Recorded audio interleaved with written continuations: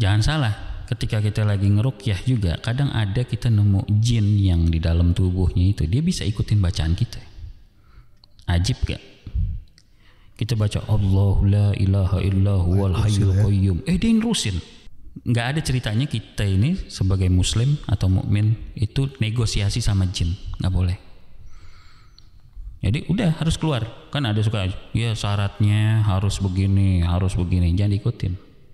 Pantang gitu ya. Pantang. Keluar apa enggak? Enggak keluar kita baca. Jangan ganggu orang ini lagi karena orang ini enggak ada salahnya, dan kalau emang salah minta maaf, gitu kan. Keluar anjing. Begitu keluar anjing, enggak lama kayaknya batuknya itu kena anjing gitu. Nah, orang yang lagi kesurupannya itu, yang lagi pada di situ, ngelihat ada darah di yang kesurupan. Widih, merinding.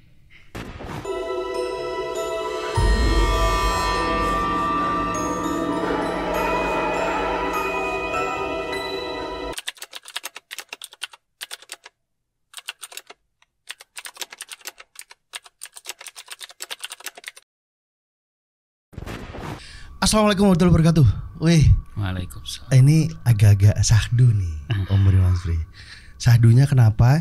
Kalau kemarin Om Bre Mas Bre ada narasumbernya tuh cerita apapun tentang godaan syaiton. Alah, terus pernah penampakan ini dan itu. Nah, sekarang spesial banget nih hari ini.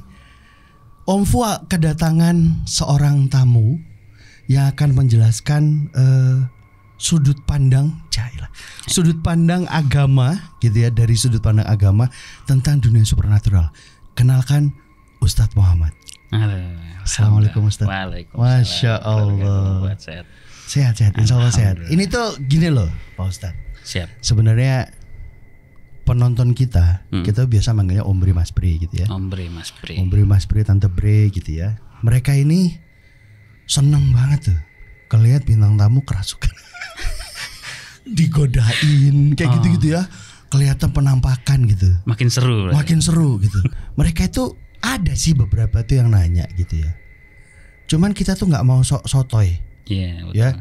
Panggil ahlinya aja kali. Kitanya juga bukan ahli. Kitanya yang penasaran gitu.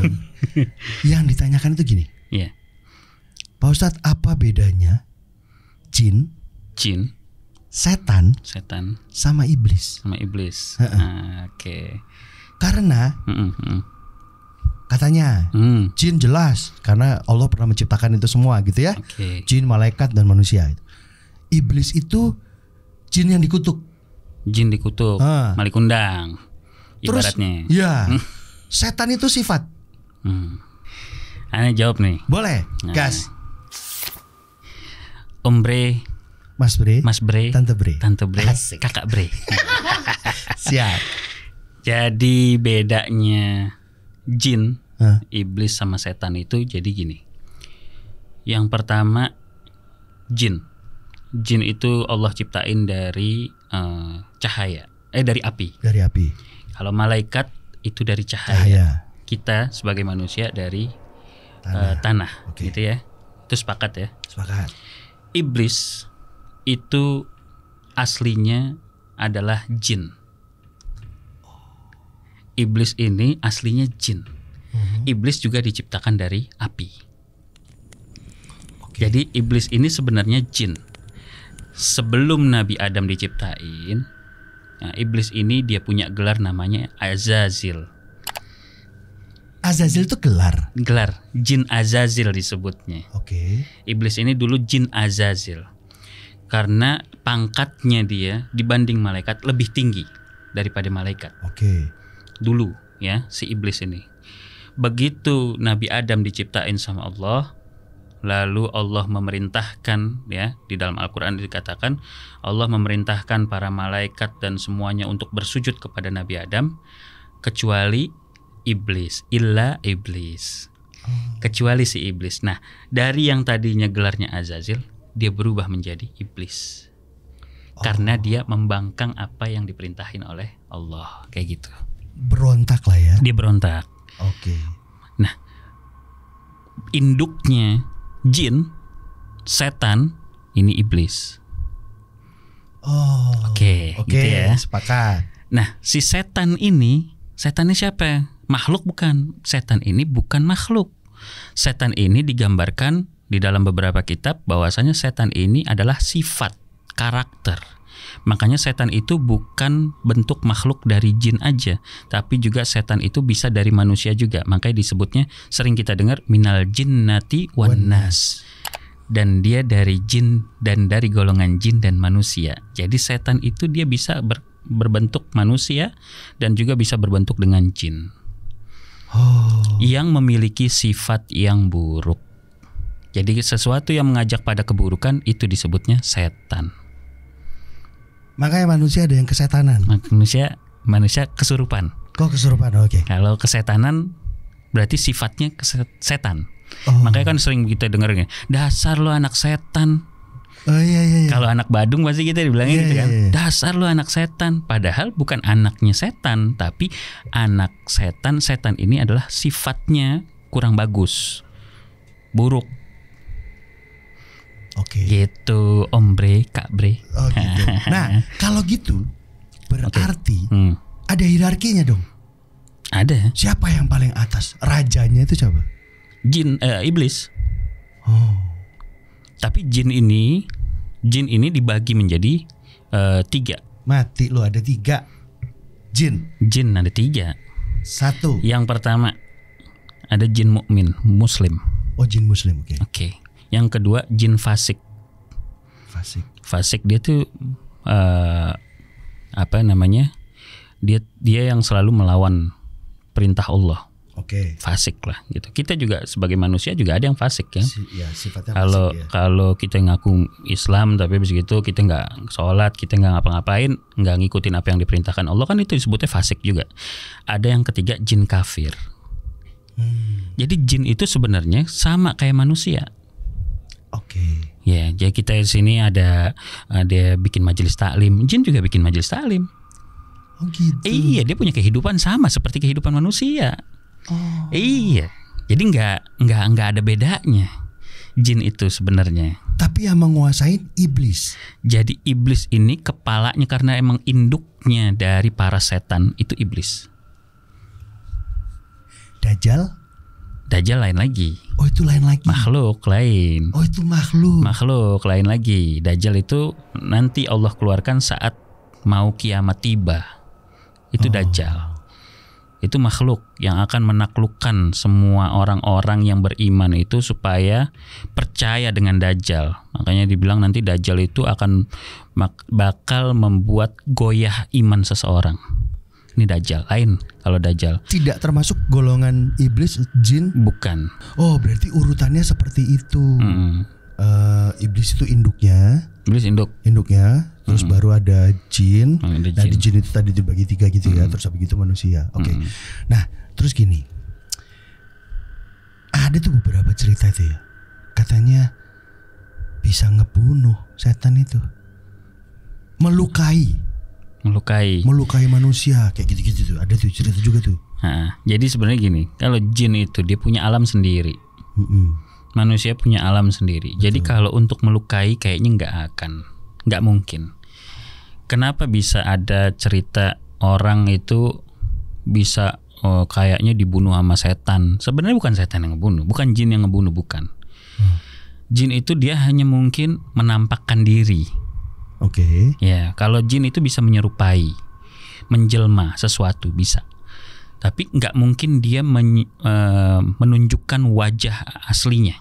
Jin nggak mungkin menunjukkan wujud aslinya, nggak mungkin. Karena jin itu pasti biasanya menjelma. Dan orang yang biasa misalkan bisa dikasih penglihatan untuk melihat jin, itu hanya sebatas jin yang sedang menjelma. Mungkin kita kalau misalkan ngelihat ada kayak kuntilanak, pocong dan lain-lain yang mungkin yang sering kita dengar ya di kalangan kita. Itu sebenarnya jin. Ya, cuman orang bilangnya setan. Iya. Karena budayanya kalau baju putih, rambut panjang, kuntilanak. Itu kan adanya di sini doang di Indonesia. Iya, nggak ada di luar negeri. Di luar negeri kagak pernah kan kita nemuin ada kuntilanak disebutnya. Pocong nggak ada juga. Nggak ada juga. Jadi itu sebenarnya emang jin yang menyerupai dan mungkin mindset kita sudah terekam. Kalau pocong tuh bentuknya begini, akhirnya terwujudlah pocong di depan. Nah, rasa was-was kita juga yang membuat si jin itu menjelma untuk menunjukkan dirinya sesuai apa yang kita dengan apa yang kita pikirkan. Dan bisa jadi orang yang terbunuh dengan jin itu mungkin bisa jadi dia itu karena emang pikirannya seakan-akan dia melihat jin, dia lari-lari, akhirnya dia mungkin kesandung dan sebagainya, akhirnya dia mati. Dibilangnya matinya karena si jin tersebut kebunuh setan gitu ya. Oke. Nah, ada lagi nih, Cap, ya kalau nggak salah kemarin itu yang ngomongin soal korin. Nah, korin. Kita nih pengen denger nih dari Pak Ustadz tuh, bener nggak sih korin itu apa, Cap? Kembaran gitu ya? Kembaran gitu nggak sih? Korin. Nah, jadi nama-nama jin tuh banyak kan. Ada jin Azazel ya. Yang iblis sebelumnya, terus dirubah menjadi iblis ya karena emang dia membangkang dari Allah. Terus ada jin korin. Jin korin ini jin yang mengikuti setiap manusia. Jadi tugasnya dia cuma ngikut aja, nggak ngapa-ngapain, nggak. Tapi dia bisa memberi pengaruh buruk kalau si orang itu berbuat buruk. Tapi dia juga bisa menjadi pengaruh baik ketika orang itu berbuat baik. Jadi jin korin ini dia nggak akan menunjukkan dirinya, woi aku ini jin, sahabatmu sampingan apa, gue ini backingan lu gitu, nggak ada kayak gitu. Kodam. Lain kalau kodam. Ada lagi, Cap. Ada yang bilang korin itu kodam itu adalah korin yang dibina sama kita sendiri. Ada yang bilang begitu. Tapi ada yang juga bilang khodam itu adalah jin yang dicari berkat ritual. Jadi dicari orang ritual buat nyari khodam. Ya. Nah, itu ada yang kayak gitu. Ada. Tapi kalau korin semua orang itu belum berarti semuanya khodamnya masing-masing, bukan. Tapi semua orang punya korin. Semua orang punya korin. Ada baik itu yang mukmin maupun yang fasik, itu juga pasti punya korin. Jadi kalau orang itu berbuat baik, maka jin ini korin ini akan berpengaruh baik untuk si orang itu juga gitu. Oh, jadi kalau misalnya maaf nih, Ustadz, misalnya ada orang yang sadis, dia pembunuh kayak gitu, dirasukin setan nih. Kayak gitu sampai gelap mata gitu. Itu sifatnya memang sudah buruk. Sifatnya buruk, berarti sifatnya dia sudah dipenuhi dengan setan. Ya kan. Nah, korin ini juga akan menjadi pengaruh buruk buat dia gitu. Nah, jadi kalau korin biasa kan ada yang bilang gini, korin ini berarti ngikut kita terus sebenarnya. Itu dari lahir. Sampai kita meninggal. Kalau meninggal dia ikut mati atau? Ini ada beberapa pendapat. Ada yang bilang katanya ketika si makhluknya ini meninggal atau yang kita ini meninggal, maka si korin juga bisa jadi dipanggil juga sama Allah. Berarti tugasnya dia sudah selesai. Oh gitu. Gitu. Ada dalilnya sih itu kalau kayak gitu-gitu. Jadi ada dalil bukan dari Quran, tapi mungkin dari beberapa hadis atau ini yang memang menjelaskan bahwasanya setiap manusia itu ada memang pendampingnya dari jin korin itu gitu. Dan itu dari lahir. Sampai kita meninggal. Beberapa ulama juga berpendapat sepakat seperti itu. Nah itu berarti kalau misalnya tadi kalau misalnya muslim ya berarti dia kalau misalnya muslim berarti jinnya muslim. Jin muslim itu tadi gitu. Si korinnya ini korinnya ikut muslim. Artinya bukan muslim begini. Jadi korin itu akan mengikuti tindak tanduk buruk kita. Kalau kita berbuat baik, ya si korin akan berbuat baik. Si korin akan menjadi pribadi jin yang baik gitu. Membawa pengaruh baik lagi ke kitanya nantinya gitu. Jadi gitu Mas Bre, penjelasannya. Mas Bre. Urutannya ternyata seperti itu. Iya. Nah, kastanya gitu. Ustadz nanya, penasaran. Apa tuh? Kerasukan. Apa namanya itu? Apa Cap? Kalau kerasukan itu kemasukan jin. Kemasukan jin katanya. Iya, bukan kemasukan setan, kemasukan jin. Kesurupan. Iya. Emang ada bedanya kesurupan kerasukan? Iya, sama sih sebenarnya. Dia jin. Oh. Jin yang masuk ke dalam. Pak Ustadz pernah ruqyah nggak orang? Sesekali pernah. Oke. Nah, jadi kita waktu ngeruqyah emang di dalam, ya istilahnya bahasanya apa ya? Jin itu masuk dia untuk dimediasi kan, biasanya kayak gitu ya. Kadang suka ada juga orang-orang yang emang peruqyah yang emang udah masya Allah top juga, dia bisa masukin jin buat media dia nanya kenapa, ada apa, itu kan suka ada ya, kita suka denger ya. Jadi yang kita tanya itu sebenarnya si jin ini jin yang memang dia bukan jin korinnya, bukan yang kemasukannya, tapi jin emang yang makhluk yang tinggal di alam lainnya itu. Mungkin dia pernah ngeganggu, kayak misalkan gini, kita kan nggak dikasih ada kayak pamali nyirem air panas di kamar mandi sembarangan. Itu kan nggak boleh kan? Karena khawatir jin marah. Karena kan emang tempatnya jin itu rata-rata di toilet, terus di pohon, kan nggak boleh kencing sembarangan. Betul. Dan lain-lain. Itu juga kan ada beberapa tempat-tempat yang dipakai sama jin untuk tinggal. Jadi kalau misalkan kita bikin marah jin, bisa jadi jin juga berbuat hal yang nggak baik buat kita gitu. Marah balik dia. Dia malah marah gitu ya. Oh, nah, sekarang gini, ada pengalaman paling seru nggak sama ruqyah? Mungkin Pak Ustadz bisa cerita. Jadi kasusnya berat banget gitu misalnya. Jadi waktu itu aneh pernah ngeruqyah, ada orang kesurupan. Orang kesurupan, terus pas kita datengin, biasa lah ya kan orang kesurupan makan matanya tuh lain dia kan, melotot. Terus kan dia suka gigitin gigi itu gitu. Makanya kan kalau orang lagi kesurupan tuh kadang kita suruh ganjel giginya sama sendok kah atau apa supaya nggak ngerusak giginya. Nah itu kita baca. Jangan salah, ketika kita lagi ngeruqyah juga kadang ada kita nemu jin yang di dalam tubuhnya itu dia bisa ikutin bacaan kita. Ajib gak? Kita baca Allahu la ilaha illa huwal hayyul qayyum, dia nerusin. Ada yang kayak gitu. Tapi ada beberapa bacaan di kitab ruqyah gitu ya, di bacaan ruqyah biasa orang-orang pakai, itu yang memang untuk ngebakar si jin. Ketika si jin itu nggak mau keluar dari tubuh orang itu. Jadi kalau misalkan nggak ada ceritanya kita ini sebagai muslim atau mukmin itu negosiasi sama jin, nggak boleh. Jadi udah harus keluar. Kan ada suka ya syaratnya harus begini, jangan diikutin. Pantang gitu ya. Pantang. Keluar apa enggak?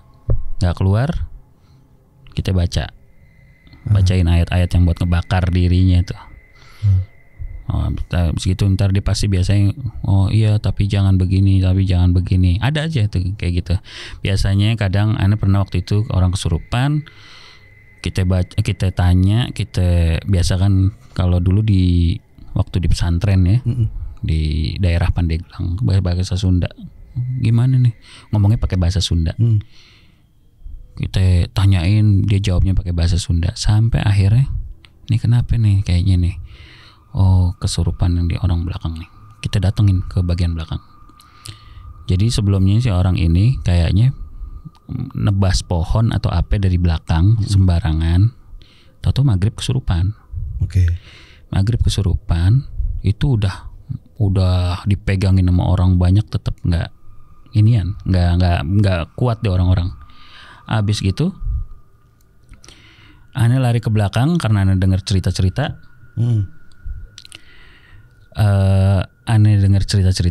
dari dia sebelumnya di itu, Ane ke belakang. Begitu ke belakang, Ane bilang tolong jangan ganggu orang ini lagi karena orang ini nggak ada salahnya, dan kalau emang salah minta maaf, gitu kan. Habis gitu, Ane timpuk pakai batu, keluar anjing dari situ. Padahal tuh hutan. Di situ hutan gelap, belakang pesantren lah. Keluar anjing. Begitu keluar anjing, nggak lama kayaknya batunya itu kena anjing gitu. Nah orang yang lagi kesurupannya itu, yang lagi pada di situ, ngelihat ada darah di yang kesurupan. Beneran ada darah di situ. Dilap lah sama salah satu ustadz ya. Dilap. Begitu lagi nggak ada lagi, udah darahnya dan nggak ada bekas apapun. Oke. Nah itu pas kita balik, udah sadar. Nah kebanyakan orang kesurupan itu karena dia bengong. Makanya nggak boleh banyak bengong. Nggak boleh bengong Om Bre Mas Bre. Karena di situ celahnya setan masuk. Ketika jiwa kita kosong. Lagi kosong, jin masuk gampang banget. Waduh, serem juga ya. Tapi Pak Ustadz tadi kan bilang tuh Pak Ustadz, dibacain supaya dibakar. Lah kan dia kan dari api. Emang bisa kebakar? Nih sekarang gini deh, kita kulit dari mana? Kulit dari mana? Kulit kita diciptain dari mana? Tanah, gitu ya. Dilempar sama tanah sakit nggak? Oh iya. Sakit ya? Iya. Iya. Nih kulit kita tampar, sama-sama kulit, tanah, ya kan? Oh, iya. Sakit gak? Sakit. Begitu juga ya, setan atau iblis atau jin. Kasih api aja sekalian. Dikasih bacaan yang memang membakar dia. Walaupun dia api, diciptainnya dari api, tapi ketika dikasih api juga, dia pasti panasan. Bukan secara harfiah api. Iya, bukan secara harfiah apinya. Artinya membakar. Gitu. Itu ya. Terus tapi gini, nggak boleh bengong. Nggak boleh bengong. Jangan bengong. Ada amalan nggak sih Pak Ustadz? Biar ini Om Bre Mas Bre ini nggak bengong. Amalannya nyari cuan yang banyak. Itu dia tuh. Menyibukkan diri. Oh, dengan hal yang positif. Dengan hal-hal yang positif pastinya. Terus kedua, jangan lupa minimal sholat 5 waktu jangan ditinggal. Tuh. Karena emang jin sama setan atau iblis sekalipun, dia akan menghindari orang-orang yang dia dekat sama Allah. Oh. Dia mencari orang-orang yang memang lagi lengah dari Allah. Oh. Ya. Jauh lah ya pokoknya ya. Jauh. Setan sama iblis ini nyarinya mangsanya orang-orang yang memang lagi lengah dari Allah. Oh. Yang memang dia putus asa dari Allah.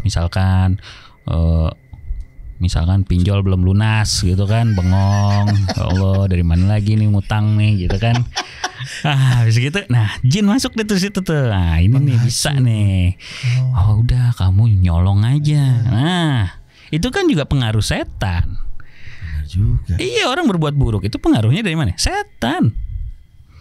Karena sifat buruknya yang dimilikin ya. Iya, makanya setan itu dia punya ambisi. Iblis itu dia punya ambisi akan membawa hamba-hamba Allah itu sebanyak-banyaknya untuk nemenin iblis di neraka. Waduh. Nah, iblis punya anak buah namanya setan. Itu yang disuruh. Iya, jadi wahai setan, cari dia tuh mangsa yang banyak gitu kan, supaya mereka jauh dari Allah, gitu kan? Iya. Nah, begitu mereka jauh dari Allah kan berarti kan iblis seneng. Karena merasa bangga. Akhirnya banyak yang nemenin gue di neraka ntar, gitu kan? Masuk akal sih. Iya dong. Iya. Ya kan? Makanya mereka cari kandidat dari sekarang sebanyak-banyaknya. Iya dong. Dicari calonnya dari sekarang. Buat nemenin. Iya, orang sekarang kita mau pemilihan presiden aja. Tebar pesonanya dari sekarang. Benar. Gitu. 5 tahun yang akan datang mau nyalon. Tebar pesonanya kan kudu dari sekarang. Begitu juga kita cari calon ahli neraka, si iblis nih. Nyarinya dari sekarang kandidat-kandidatnya. Disuruhlah si setan itu buat nyebar. Nah, kenapa kita kadang kalau lagi sholat nih, itu lagi sholat nih, niat kita sholat biar khusyuk kan? Betul. Bener ya? Betul. Udah niat Allahu Akbar, Bismillahirrahmanirrahim, alhamdulillah. Tiba-tiba nih kunci yang keselip, ingetnya di mana? Waktu sholat. Bener gak? Nih sebelum sholat nih, ente kehilangan kunci atau keselip. Aduh kemana ya kunci ya Allah kemana ya? Tiba-tiba lagi sholat nih, Allahu Akbar, niat tulus udah bener mau sholat khusyuk nih, Allahu Akbar.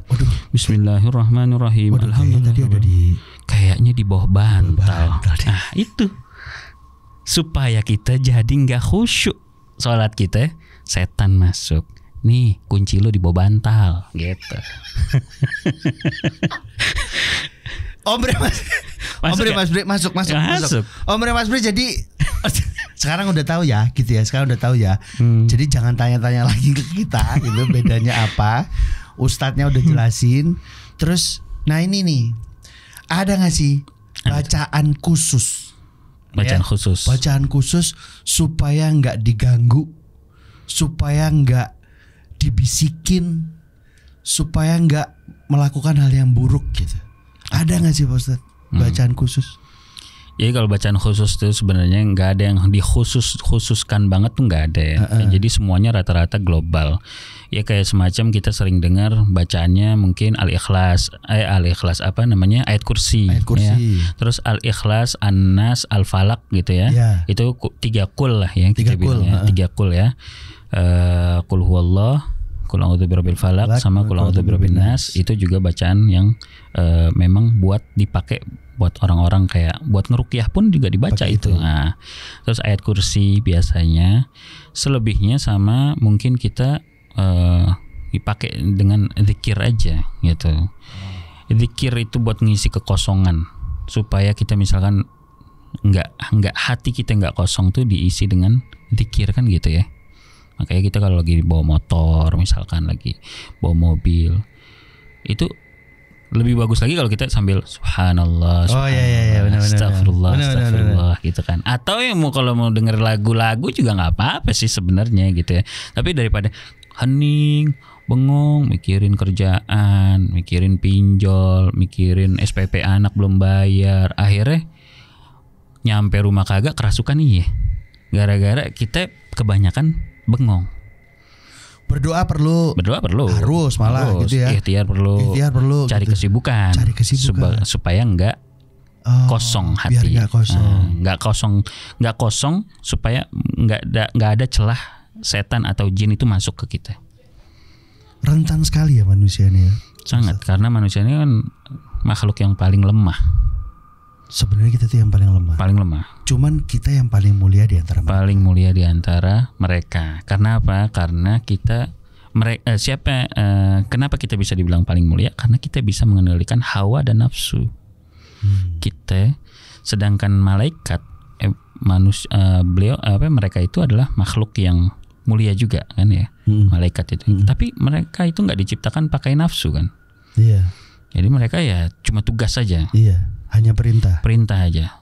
Kamu zikir itu malaikat. Kamu begini kerjaannya. Udah sesuai dengan tupoksinya masing-masing gitu. Sementara iblis membangkang lantaran dia merasa dirinya lebih hebat daripada Nabi Adam. Awal mulanya dijadikan namanya iblis itu karena Allah nyuruh iblis dan para malaikat itu sujud kepada Nabi Adam, tapi iblis merasa gue ini lebih hebat, gue kan dari api. Nabi Adam cuma dari tanah. Itu kan. Masa gue disuruh sujud, sedangkan iblis itu makhluk yang luar biasa, pinternya, hebat dan sebagainya. Tapi begitu disuruh sujud sama yang kastanya lebih rendah, nggak mau. Ya ibaratnya kayak gini deh, kita punya bos, kita suruh bos kita suruh salim sama bawahannya, belum tentu mau kan? Iya kan? Nah, kayak gitu. Makanya nggak boleh kita punya sifat sombong, karena sombong itu adalah warisannya dari iblis. Jadi kalau ada orang ngeliat ada orang yang dikit-dikit sombong, berarti dia pewarisnya iblis. Iya udah. Atau dia turunan iblis.